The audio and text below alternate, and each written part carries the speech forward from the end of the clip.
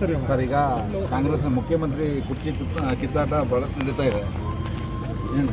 Mobile ಹಿಂಗೆ ಯಾವ್ದಾರ ಪಕ್ಕ ಆಡಳಿತ ಮಾಡ್ತಿದೆ. ನವೀನ್ ಸ್ವಲ್ಪ ಮುಖ ಬರ್ತದೆ ನಿಮಗೆ. ಈಗ ಏನೋ ನಾಟಿ ಕೋಳಿ ತಿಂದು ಬಂದರು ಸಿದ್ದರಾಮಯ್ಯನವರು. ಅವ್ರ ಮನೆಗೆ ಹೋಗಿ ಇವರು ಇಡ್ಲಿ ವಡೆ ತಿಂದು ಬಂದರು. ಸಿದ್ದರಾಮಯ್ಯನವ್ರಿಗೆ ನಾಟಿ ಕೋಳಿ ಪ್ರಿಯ, ಡಿ ಕೆ ಶಿವಕುಮಾರ್ ನೋಟು ಪ್ರಿಯ. ದುಡ್ಡು ಡ್ಯೂಟಿ ಮಾಡೋದು ಬಿಟ್ಟರೆ ಈ ಸರ್ಕಾರದಲ್ಲಿ ಸಿದ್ದರಾಮಯ್ಯನವರು ಭ್ರಷ್ಟ ಆಗ್ಯಾರೆ. ಡಿ ಕೆ ಶಿವಕುಮಾರ್ ಅಂತರೂ ಆ ಜನ್ಮನೇ ಭ್ರಷ್ಟ. ಇಬ್ಬರು ಕೂಡಿ ಕರ್ನಾಟಕವನ್ನು ಡ್ಯೂಟಿ ಮಾಡ್ತಾ ಇದ್ದಾರೆ ಹೊರತು ಯಾವುದೇ ರೀತಿಯ ಜನಪರವಾದಂಥ ಅಭಿವೃದ್ಧಿ ಕಾಮಗಾರಿಗಳಿಲ್ಲ. ಮಾತೆತ್ತಿದ್ರೆ ಗ್ಯಾರಂಟಿ ಒಂದು ಬಿಟ್ಟರೆ ಅವ್ರ ಬಳಿ ಇಂಥ ಒಂದು ನೀರಾವರಿ ಯೋಜನೆಗಳು, ಈ ಭಾಗದಲ್ಲಿ ಕೈಗಾರಿಕೆಗಳು ಅನ್ನೋಂಥ ಯಾವುದೇ ಒಂದು ಯೋಜನೆ ಬಗ್ಗೆ ಮಾತಾಡೋದೇ ಇಲ್ಲ. ಬೆಳಗ್ಗೆ ಎದ್ದರೆ ಆ ವಾಚ್ ಹಾಕ್ಕೊಂಡ್ರು, ಈ ವಾಚ್ ಹಾಕ್ಕೊಂಡ್ರು. ಇವರು ಏನೋ ಮುಖ್ಯಮಂತ್ರಿ ಉಪಮುಖ್ಯಮಂತ್ರಿ ಅದಾರೆ. ಅವ್ರ ಮನೆಗೆ ತಿಂಡಿಗೆ ಹೋಗೋದು, ಇವ್ರ ಮನೆಗೆ ತಿಂಡಿಗೆ ಏನು ಹೋಗೋದಿಲ್ವ, ಹೀಗೆ ತಿಂಡಿಗೆ ಹೋಗ್ತಾರೆ. ಈ ರೀತಿ ಜನರನ್ನು ಹುಚ್ಚರಲ್ಲಿ ತೆಗೆಯುವಂಥ ಕೆಲಸ ಇಬ್ಬರು ಕೂಡ ಮಾಡ್ತಾ ಇದ್ದಾರೆ. ಮತ್ತು ಇಷ್ಟಕ್ಕೂ ನಿಂತಿಲ್ಲ. ನಾನು ಶಾಸಕರನ್ನ ವೈಯಕ್ತಿಕವಾಗಿ ಇಬ್ಬರು ಭೇಟಿ ಆಗ್ತಾ ಇದ್ದಾರೆ. ಇಬ್ಬರು ಆಶಯ ಆಮಿಷಗಳನ್ನ ನೋಡ್ತಾ ಇದ್ದಾರೆ. ಸಿದ್ದರಾಮಯ್ಯ ಪಾಳ್ಯದಲ್ಲನ್ನು ಈ ಕಡೆ ತೊಗೋಬೇಕಾದ್ರೆ, ಡಿ ಕೆ ಶಿವಕುಮಾರ್ ಪಾಳ್ಯದಲ್ಲನ್ನು ಈ ಕಡೆ ತೊಗೋಬೇಕಾದ್ರೆ, ಅದರ ಮಧ್ಯದಲ್ಲಿ ನಮ್ಮ ಸತೀಶ್ ಜಾರಕಿಹೊಳಿ ಅವರು ಮತ್ತು ಡಾಕ್ಟರ್ ಪರಮೇಶ್ವರ್ ಅವರು ಪರಿಶಿಷ್ಟ ಜಾತಿಯವರು, ಪರಿಶಿಷ್ಟ ಪಂಗಡದವರು ಮುಖ್ಯಮಂತ್ರಿ ಆಗ್ಲತ್ತ ಅವ್ರದ್ದೊಂದು ಲಾಬಿ. ಅಂದರೆ ಒಂದು ಜಾತಿ ಆಧಾರಿತ ಮುಖ್ಯಮಂತ್ರಿ ಆಗೋದ್ರಿಂದ ಏನೂ ಲಾಭ ಇಲ್ಲ.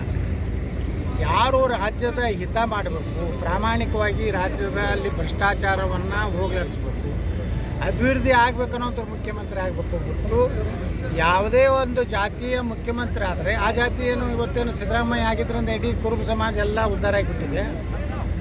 ಇವತ್ತು ಅವ್ರು ಆ ಕುರುಬ ಸಮಾಜಕ್ಕಾದರೂ ಏನು ಮಾಡಿದ್ದಾದರೂ ಏನು ಸಿದ್ದರಾಮಯ್ಯ ಏನೂ ಇಲ್ಲ. ಮಾತೆತ್ತಿದ್ರೆ ಸಾಬ್ರು ಸಾಬ್ರು ಸಾಬ್ರು, ಬೆಳಗ್ಗೆ ಎತ್ತರೆ ಸಾಬ್ರು, ಮುಂದೆ ಸಾಬ್ರು, ಮಧ್ಯಾಹ್ನ ಜಮೀರ್ ಸಾಬ್ರು. ಇಷ್ಟೇ ನಡೆದ ಸಾಬ್ರನ್ನ ಬಿಟ್ಟರೆ ಈ ಸರ್ಕಾರದಲ್ಲಿ ಏನೂ ಕೆಲಸ ಆಗ್ತಾ ಇಲ್ಲ. ಉರ್ದು ಶಾಲೆಗಳಿಗೆ ಬೇಕಾದಷ್ಟು ದುಡ್ಡಿದೆ ಅಂತ ಹೇಳ್ತಾರೆ ಸಿದ್ದರಾಮಯ್ಯ. ಕನ್ನಡ ಶಾಲೆಗಳ ದಿನದಿಂದ ದಿನಕ್ಕೆ ಕುಸಿದೋಗಿ, ಕಟ್ಟಡಗಳು ಕುಸಿದೋಗಿ, ಮಕ್ಕಳ ಸಂಖ್ಯೆ ಕಡಿಮೆ ಆಗಿ ಇವತ್ತು ಯಾರೂ ಕನ್ನಡ ಶಾಲೆಗೆ ಮಕ್ಕಳನ್ನ ಹಾಕ್ತಾ ಇಲ್ಲ. ಅವತ್ತನ್ನೆಲ್ಲ ಮರ್ಜ್ ಮಾಡ್ಬೇಕಂತ ಒಂದು ಕಡೆ ನಡೆದಿದೆ. ಒಂದು ಕಡೆ ಮದ್ರಸಾ ಉರ್ದು ಶಾಲೆಗಳನ್ನು ಅಭಿವೃದ್ಧಿ ಮಾಡ್ತೀನಿ ಅಂತ ಹೇಳ್ತಾರೆ. ವಕಫ್ ಆಸ್ತಿಗಳನ್ನು ನೂರಾರು ಕೋಟಿ ರೂಪಾಯಿ ಕೊಟ್ಟು ಅದನ್ನು ರಕ್ಷಣೆ ಮಾಡಲಿಕ್ಕೆ ಕಂಪೌಂಡ್ ಕಟ್ತೀನಿ ಅಂತ ಹೇಳ್ತಾರೆ. ಅದರ ಬದಲಿ ಯಾವ ದೇವಸ್ಥಾನಗಳ ಅಭಿವೃದ್ಧಿ ಆಗಬೇಕಾಗಿತ್ತು, ಆ ದೇವಸ್ಥಾನಗಳ ಹಣ ಒಯ್ದು ಮಸೂದಿಗಳ ಕಟ್ಟಡ ಕಟ್ಟುವಂಥ ಕೆಲಸ ಈಗ ಸರ್ಕಾರ ಮಾಡ್ತಾರೆ.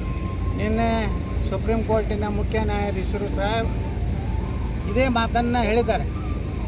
ಯಾವುದೇ ಹಿಂದೂ ದೇವಸ್ಥಾನಗಳ ದುಡ್ಡೇನಿದೆ ಅದು ಅದೇ ದೇವಸ್ಥಾನಕ್ಕೆ, ಆ ಧರ್ಮದ ಕಾರ್ಯಕ್ಕೇ ಜನ ಕೊಟ್ಟಿರ್ತಾರೆ, ಅದಕ್ಕೆ ಉಪಯೋಗ ಆಗುತ್ತೆ.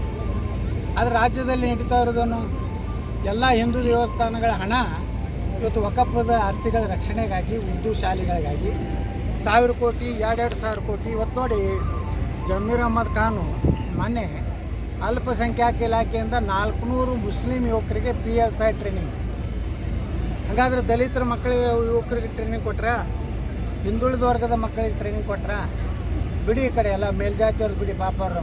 ನಾವು ನೋಡಿದ್ರೆ ಸಿದ್ದರಾಮಯ್ಯ ಕುಂಕುಮ ಕೇಸರಿ ಬಣ್ಣ ಅಂದ್ರೆ ಅಲರ್ಜಿ ಇದೆ.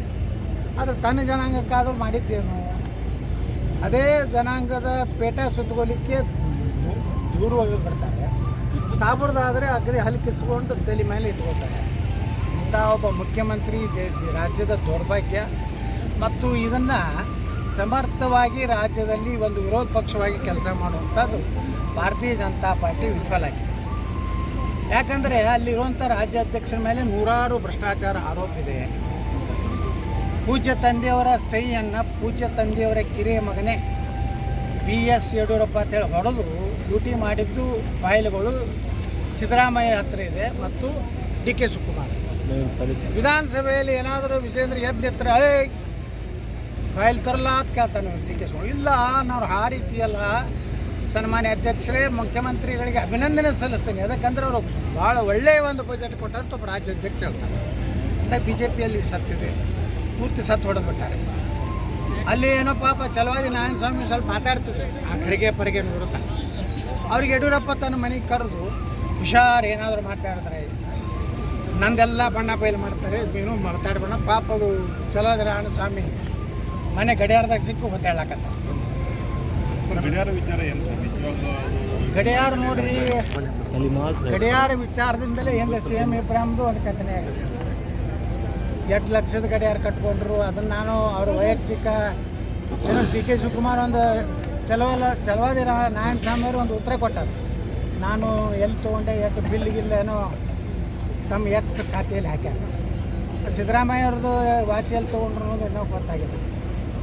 ಈ ವಾಚ್ಗಳನ್ನು ಕೊಡೋದು, ಇಡ್ಲಿ ತಿನ್ನೋದು, ನಾಟಿ ಕೋಳಿ ತಿನ್ನೋದು, ಇದ್ರ ಸಲ ಜನ ಆಸೆ ಕಳ್ಸಕ್ಕೆ. ರೈತರಿಗೆ ಇಲ್ಲಿ ಮೆಕ್ಕೆಜೋಳಕ್ಕೆ ಸರಿಯಾದ ಬೆಲೆ ಸಿಗ್ತಾ ಇಲ್ಲ. ಕಬ್ಬಿಂದು ಇವತ್ತು ಕಾರ್ಖಾನೆಗಳು ಹಾಳಾಗುವಂಥ ಪರಿಸ್ಥಿತಿಗೆ ತಂದು ನಿಲ್ಲಿಸಿದ್ದಾರೆ. ನೀವು ಕಬ್ಬಿಗೆ ಬೆಂಬಲ ಬೆಲೆ ಕೊಡ್ತೀರ ಅಂದರೆ ನೀವು ಖರೀದಿ ಮಾಡಬೇಕು. ಅದು ಕೇಂದ್ರ ಸರ್ಕಾರದ ಜವಾಬ್ದಾರಿ ಇದೆ, ರಾಜ್ಯ ಸರ್ಕಾರದ ಇದೆ. ಕೇಂದ್ರ ಬರೀ ಇವರು ವಿಜಯೇಂದ್ರ ಬರೀ ಹೋರಾಟ ಮಾಡ್ತಾನೆ ಮೆಕ್ಕೆಜೋಳ ತೊಗೊಳುತ್ತೆ. ಅರೆ ಮೆಕ್ಕೆಜೋಳದ ಆ ಕಾರ್ಖಾನೆಯವ್ರು ತೊಗೋಬೇಕಾದ್ರೆ ಅಲ್ಲಿ ಇಥನಾಲ್ ರೇಟ್ ಹೆಚ್ಚು ಮಾಡಬೇಕು. ಅಲ್ಲಿ ಹೆಚ್ಚಿನ ವಿಡಿಯೋಗಳಿಗೆ ಪ್ರತಿಧ್ವನಿ ಯೂಟ್ಯೂಬ್ ಚಾನೆಲ್ ಸಬ್ಸ್ಕ್ರೈಬ್ ಮಾಡಿ, ಬೆಲ್ ಐಕಾನ್ ಕ್ಲಿಕ್ ಮಾಡಿ.